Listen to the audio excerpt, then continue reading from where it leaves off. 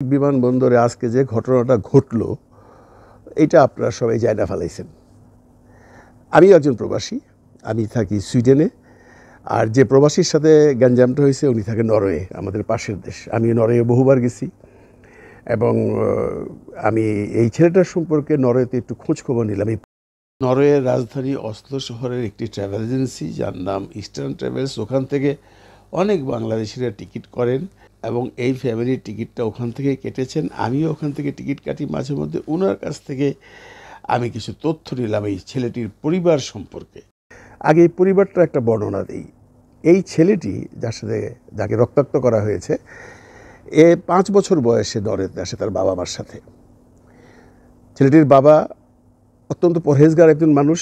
নরওয়ের যে মসজিদ কমিটি আছে ওখানে উনি নামাজ পড়েন, ওই কমিটিতে উনি জড়িত। ওনাকে অসলো শহরে চেনেন এমন কোনো বাঙালি নেই যারা অন্তত নামাজ কালাম পড়েন, সবাই তাকে খুব রেসপেক্ট করেন।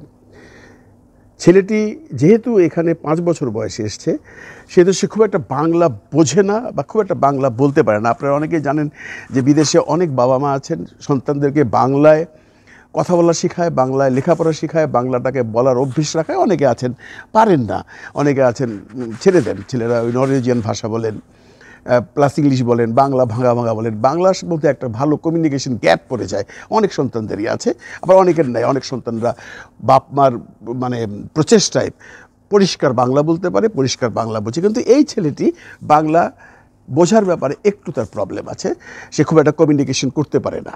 এটা একটা পয়েন্ট আপনারা খেয়াল রাখবেন। বিমানবন্দরে যেটা হয়েছে এটা নিয়ে প্রচুর ভিডিও হচ্ছে, এক একজন এক এক ধরনের মন্তব্য করছেন। এবং সবচেয়ে দুঃখের বিষয় কি জানেন, বাংলাদেশে যারা আছেন তারা মন্তব্য করছেন যে প্রবাসীকে হ্যাডম বেশি, অগপিটানো উচিত। ওরা নিজেদের কী মনে করে? ওরা কি দেশটা কিনে নিয়ে গেছে? ওরা আসলে মাথায় তুলে নাচতে হবে? ওরা আইসা এয়ারপোর্টে রংবাজি করে কেন? মাইট দিছে, ভালো করছে। এই ধরনের অনেক মন্তব্য বাংলাদেশে যারা আছেন তারা করেছেন। আই ডু রেসপেক্ট, আপনার মন্তব্য আপনি করতেই পারেন। কিন্তু আপনি যে কথাটা বলছেন, আপনারা যারা এই কথাগুলো বলছেন প্রবাসীদের হ্যাডম বেশি, তাহলে আপনাকে একবার ভাবতে হবে এই যে প্রতিদিন লাখো লাখো প্রবাসী যায় বাংলাদেশে, লাখো না যাক, 1000, 5, 10 প্রবাসী প্রতিদিনই তো বাংলাদেশে ঢুকছে। সবাই কি ঝগড়া করছে? সবার সাথে মারামারি হচ্ছে? কিন্তু প্রবাসীরা লাঞ্ছিত হচ্ছেন এমন ঘটনা কিন্তু প্রায়শই ঘটছে। কিন্তু আজকে যেটা ঘটলো, প্রবাসীকে রক্তাক্ত করা হলো, এটা বাংলাদেশের হযরত শাহজালাল ইন্টারন্যাশনাল এয়ারপোর্টের প্রথম। আমার মনে হয় কোনো প্রবাসীকে পিটিয়ে রক্তাক্ত করা হয়েছে। ব্যাপারটাকে আপনারা যেভাবেই নেন, আমি ধরে নিলাম এই প্রবাসী ছেলেটি অন্যায় করেছে, গর্হিত অপরাধ করেছে। এয়ারপোর্টের সিকিউরিটিতে নিয়োজিত যে আনসার বা পুলিশ বাহিনী আছে, যারা ক্যানোপি পুলিশ আছেন, তাদের সাথে অন্যায় করেছে। ভালো কথা, তাকে ধরে অ্যারেস্ট করে নিন, তাকে অ্যারেস্ট করে নিয়ে যান, নিয়ে ওখানে বিচার আচার করুন। সেটা তো আপনারা করলেন না, আপনারা সরাসরি তার গায়ে হাত দিলেন। ব্যাপারটা কি খুব ভালো করেছেন? আপনারা মনে করছেন, যারা বলছেন, যারা বাংলাদেশ থেকে বলছেন যে খুব ভালো করেছে, খুব ভালো করেছে, এটা কিন্তু আপনার সাথেও ঘটতে পারত। আপনি বাংলাদেশি, আপনি এসছেন এয়ারপোর্টে, আপনার সাথে একটা বাকবিতণ্ডা হয়েছে, আপনাকে ধরে পিটিয়ে রক্তাক্ত করে দিল, আপনার ভালো লাগতো? এখানে প্রবাসী আর দেশি এভাবে ভাগাভাগি করছেন কেন? আইন তো সবার জন্যই সমান। যদি তাই না হয় তাহলে এই প্রবাসী কিন্তু আবার আজকে 5000 টাকা জরিমানাও দিয়েছে। এখন প্রবাসে যারা আছেন তারা সবাই মিলে এর প্রতিবাদ করছেন, করাটা স্বাভাবিক।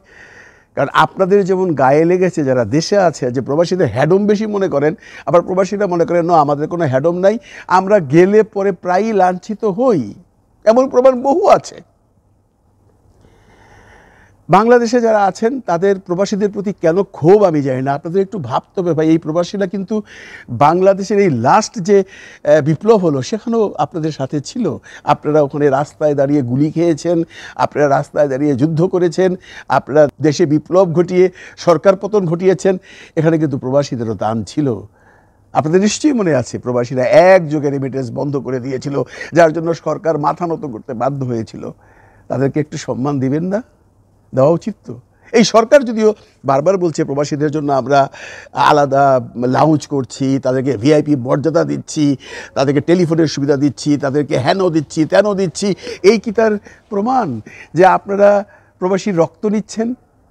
আমি সরকারকে দোষ দিচ্ছি না, আমি সেই অফিসারকেও দোষ দিচ্ছি না, আমি সিস্টেমকে দোষ দিচ্ছি।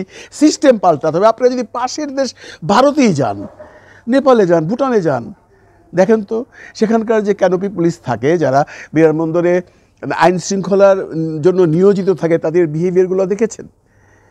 আমরা নয় বিদেশে গিয়ে চুপচাপ চলে যাই, কিন্তু যারা ভারতীয় আছেন তাদের সাথে কি সুন্দর ব্যবহারটা করেন। যখন কোনো প্রবাসী নেমে আসেন একটু শিখেন সেখানে গিয়ে।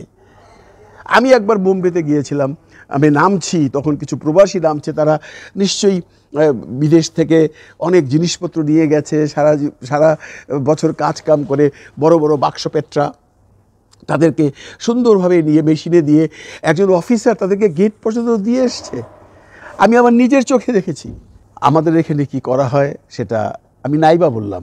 আজকের এই ঘটনাটা কারো জন্যই মঙ্গল হলো না। এই ঘটনাটা কিন্তু পুরোপুরি ভাইরাল হয়ে গেছে, এমনকি আপনারা অনেকে হয়তো জানেন না, নরওয়ের টেলিভিশনেও একটা নিউজ হয়েছে। এটা আস্তে আস্তে ইউরোপে নিউজ হবে। এতে করে সরকারের ভাবমূর্তি নষ্ট হবে। এতে করে বাংলাদেশের আইন শৃঙ্খলা রক্ষাকারী বাহিনীর প্রতি সারা বিশ্বের নজরটা অন্যভাবে চলে যাবে, যে একজন প্রবাসীকে এয়ারপোর্টে মারা হয়েছে, রক্তাক্ত করা হয়েছে। আমি আবারও বলছি, দোষ হয়তো বা সেই প্রবাসীটার হতে পারে, কিন্তু তাকে তো রক্তাক্ত করবার অধিকার আইন শৃঙ্খলা রক্ষাকারী বাহিনীর নেই। তারা তাকে অ্যারেস্ট করতে পারতো। তারা যে বিচারটা এই রাত্রেবেলায় করেছে, রাত্র 12টা অবধি রেখে তাকে আটকে রাখা হয়েছিল এবং 5,000 টাকা জরিমানা দিয়ে তাকে ছাড়া হয়েছিল, এবং তাকে যদি অন্য মামলা দিত তাহলে হয়তো তার জেল জরিমানা আরও বেশি হতো। ভালো করেছেন, জেল জরিমানায় যাননি, তাকে অ্যারেস্ট করেননি, তাকে জরিমানা করে ছেড়ে দিয়েছেন। কিন্তু আপনার যে পুলিশগুলো বা যে আইন শৃঙ্খলা রক্ষাকারী বাহিনীরা, যারা তার গায়ে হাত তুলেছে, যারা তাকে রক্তাক্ত করেছে, তার কি বিচার করলেন আমরা কিন্তু প্রবাসে বসে জানতে পারলাম না। এটা আপনাদের জানানো উচিত। কারণ আপনারা ভাববেন না এই যে ব্যাপারটা এখানেই ধামাচাপা পড়ে যাবে, পড়বে না। প্রবাসীদের মধ্যে একটা ক্ষোভ থাকবেই। প্রতিটা প্রবাসী এখন ভয় পাবে। এতদিন ভেবেছিল আমরা বাংলাদেশে যাব, নতুন স্বাধীন দেশ, আমরা এত কষ্ট করে দেশ স্বাধীন করেছি, আমরা রেমিটেন্স বন্ধ করে দিয়ে সরকারের প্রতি আমরা আনুগত্য প্রকাশ করে সরকারের প্রতি আমরা আস্থা ভাষণ হয়েছি, আমরা বোধহয় এবার দেশে গেলে ভিআইপি ট্রিটমেন্ট পাবো। না, পাবো না বা পাবেন না। তার প্রমাণ আজকে যেটা হলো তাই বলে। ভিআইপি ট্রিটমেন্ট তো দূরের কথা, আপনি মঙ্গল মতো যেতে পারবেন কিনা সেই আশ্বাস কে দিবে? আমি সরকারের দৃষ্টি আকর্ষণ করে বলছি, দেখুন আপনারা তো অনেক অনেক অনেক অনেক প্রতিজ্ঞা করেছেন, অনেক অনেক আশ্বাস দিয়েছেন। আমরা আপনাদের কাছে কিছুই চাই না, আমরা শুধু চাই আমাদের নিরাপত্তা। অন্তত আমি যদি কোনো অন্যায় এয়ারপোর্টে গিয়ে করি, আমাকে অ্যারেস্ট করুন, আমাকে অ্যারেস্ট করে আইনের হাতে সোপর্দ করুন, কোর্টে চালান করুন, সেখানে বিচারে যা হয় সেটা হবে। আপনি আমাকে গায়ে হাত দিতে পারেন না, আপনি আমাকে মারতে পারেন না, আপনি আমাকে রক্তাক্ত করতে পারেন না। সরকার চুপ থাকলে হবে না। সরকারের প্রতিশ্রুতি কিছুই আজকে কার্যকর হচ্ছে না। এটা অত্যন্ত দুঃখের বিষয়। আমরা প্রবাসীরা এই দেশের শেষ বিপ্লবের জন্য অনেক কিছু করেছি, সেটা বলে বা মনে করিয়ে দিয়ে সরকারকে ছোট করতে চাই না। সরকার নিজেও জানে আমরা কতটুকু কি করেছি। তার প্রতিদানে যদি আমরা এখন ওখানে গিয়ে রক্তাক্ত হতে হয়, তাহলে এর দায়ভার কে নিবে? সরকারকে এর একটা সুষ্ঠু বিচার করতে হবে। প্রবাসীটাকে যেমন করে আপনারা সিসিটিভি দেখিয়ে দেখিয়ে প্রমাণ করেছেন আইন শৃঙ্খলা রক্ষাকারী বাহিনী যে এই ছেলেটিরই সমস্ত দোষ, আমি মেনে নিলাম এই ছেলেটিরই সমস্ত দোষ, ছেলেটি অন্যায় করেছে, তাকে 5,000 টাকা ফাইন করেছেন, সেটাও ঠিক আছে। এখন যারা মেরে রক্তাক্ত করেছে তাদের কি করেছেন, তাদেরটা বলুন। সিসিটিভির একটা পার্ট আমরা দেখেছি, সিসিটিভির কোনো সাউন্ড আমরা শুনিনি। হয়তোবা ছেলেটা অন্যায় করেছে, হয়তোবা না, ধরলাম আমি একটা ইয়াং ছেলে, ভাষা খুব একটা ভালো বোঝে না বা কমিউনিকেশন করতে পারে না, সে উত্তেজিত হয়েছে, কোনো পুলিশের গায়ে বা কোনো ক্যানোপি পুলিশের গায়ে বা কোনো প্রতিরক্ষা বাহিনীর গায়ে হাত দিয়েছে, তার জন্য তাকে আপনারা এভাবে মেরে রক্তাক্ত করে দেবেন in front of his wife, বাবা, ভাই, বোন, আত্মীয় স্বজন, সবার সামনে আপনারা তাকে এভাবে পিটাবেন? এটা হইল ভাই কিছু? বলেন, এটা কিছু হইল? হইল না। এটা নিয়ে সরকারের চুপ থাকলে চলবে না। আমি কর্তৃপক্ষকে অনুরোধ করব, যারা এই ছেলেটির গায়ে হাত তুলে তাকে রক্তাক্ত করেছে তাদের বিচার করুন। বিচারে যদি ছেলেটি দোষী সাব্যস্ত হয়, দোষী সাব্যস্ত তো আপনারা করিয়ে দিয়েছেন, তাকে 5,000 টাকা ফাইনও করে দিয়েছেন, ওকে, সে অন্যায় করেছে, তাকে ফাইন করেছেন। কিন্তু রক্তাক্ত যে করেছেন, যারা করেছেন কি লজিকে করেছেন তারা বলুক। ছেলেটি কি ছেলেটি কি তাদের গায়ে প্রথম হাত তুলেছিল, তাদেরকে কাউকে রক্তাক্ত করেছিল, তাদেরকে এমন কোনো গর্হিত অপরাধ করেছিল যে তাকে একেবারে ধরে ওখানে এয়ারপোর্টে হাজারো মানুষের সামনে মাটিতে ফেলে রক্তাক্ত করতে হবে? প্রবাসী হিসাবে এখন সবার মধ্যে একটা ভয় ঢুকে যাবে, দেশে যাব কেন? আমরা ওই দেশের নাগরিক নই? বাংলাদেশের এই বিপ্লবে কি আমাদের কোনো ভূমিকা ছিল না? ছিল তো, আপনারা সবাই জানেন। তো যারা এখন ঢাকায় বসে বলছেন প্রবাসীদের হ্যাডম বেশি, ওদের মারছে, ঠিক করছে, ওরা বেশি বাড়ছে, ওরা ওখানে ভিআইপি ট্রিটমেন্ট দিতে হবে নাকি, না ভাই, আমরা ভিআইপি ট্রিটমেন্ট চাই না।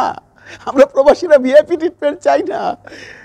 আমরা চাই আমরা যেন সসম্মানে এয়ারপোর্ট থেকে বেরিয়ে যেতে পারি, আর কিচ্ছু চাই না। আমাদের ভিআইপি ট্রিটমেন্ট দরকার নেই, আমাদের জন্য আলাদা লাউঞ্জের দরকার নেই, আমাদের জন্য টেলিফোনের দরকার নেই।